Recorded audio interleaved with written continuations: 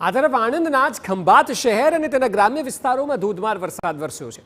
ભારે વરસાદથી ખંભાતના રસ્તાઓ પર રીતસરની નદીઓ વહી રહી છે। નીચાણવાળા જે વિસ્તારો છે તે તમામ જગ્યાએ પાણી ભરાયા છે। મોચીવાડ વિસ્તારમાં વરસાદી પાણી ભરાતા એક કાર તણાઈ હતી, જે આપ જોઈ શકો છો। ખંભાત તાલુકાના મિતલી, દેહડા, વડગામ, વટાદરા, નગરા સહિતના ગામોમાં વરસાદ વરસ્યો છે। વધુ માહિતી આપી રહ્યા છે સંવાદદાતા ધર્મેન્દ્ર કપાસી। ધર્મેન્દ્ર, જે પ્રકારના દ્રશ્યો છે, વરસાદ થોડો વરસ્યો છતાં પણ પાણી જ પાણી થઈ ગયા છે। અહીં પ્રી મોન્સૂનની કામગીરી પણ ક્યાંય દેખાઈ નથી રહી। ચોક્કસ જે રીતે આણંદ, ખેડા, ચરોતરના વિસ્તારોમાં જુદા જુદા સ્થળો પર વરસાદ વરસી રહ્યો છે, ધરતીપુત્રો ચોક્કસથી ખુશીના માહોલ અનુભવી રહ્યા છે, કારણ કે જે રીતે વરસાદ પડી રહ્યો છે, ડાંગરના પાકને જીવતદાન મળી જશે।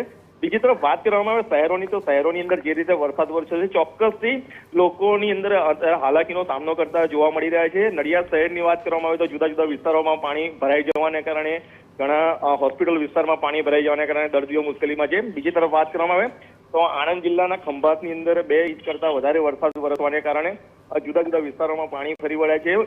ક્યાંક ને ક્યાંક પ્રી મોન્સૂન જે કામગીરી નગરપાલિકા કરતી હોય છે, દાવાઓ કરતી હોય છે, તે તમામ દાવાઓ પોકળ સાબિત થઈ રહ્યા છે, કારણ કે શહેરના જુદા જુદા વિસ્તારોમાં ગટર લાઇન જે હોય છે તે ચોકઅપ થઈ જવાને કારણે પાણી બ્લોકેજ થાય છે અને તેના જ કારણે વોટર લોગિંગની સમસ્યા પેદા થાય છે। જી સાહેબ। જી બિલકુલ ધર્મેન્દ્ર, ખાસ કરીને જે વિસ્તારમાં કાર તણાઈ છે, કારણ કે દ્રશ્યો પણ અત્યારે ચાલી રહ્યા છે, એ ખૂબ જ ભયાવહ દ્રશ્યો દેખાઈ રહ્યા છે। એ વિસ્તારમાં શું સ્થિતિ છે?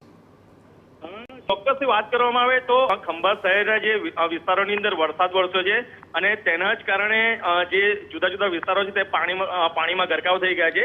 મહત્વની બાબત એ છે કે ખંભાત શહેરના મોચીવાડ વિસ્તારની અંદર પાણી ફરી વળવાને કારણે જે કાર હતી તે તણાઈ ગઈ હતી અને તણાઈને આગળ વધી હતી। જોકે સ્થાનિક લોકો દ્વારા જે તણાઈ રહેલી કાર હતી તેને પકડવાનો પ્રયાસ પણ કર્યો અને તેને બાંધી પણ દેવામાં આવી છે। પરંતુ વાત કરવામાં આવે તો જે રીતે પાણીનો પ્રવાહ સતત વધી રહ્યો હતો, વરસાદ વરસવાને કારણે જે પ્રવાહ હતો તેની અંદર આ પ્રકારની સ્થિતિનું સર્જન થયું હતું।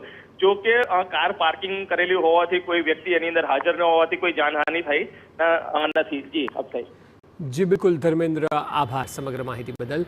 તો આપ જોઈ શકો છો જે પ્રકારના ખંભાતના દ્રશ્યો છે, બજાર વિસ્તારો હોય કે રહેણાંક વિસ્તારો પાણીમાં ગરકાવ થયેલા જોવા મળી રહ્યા છે।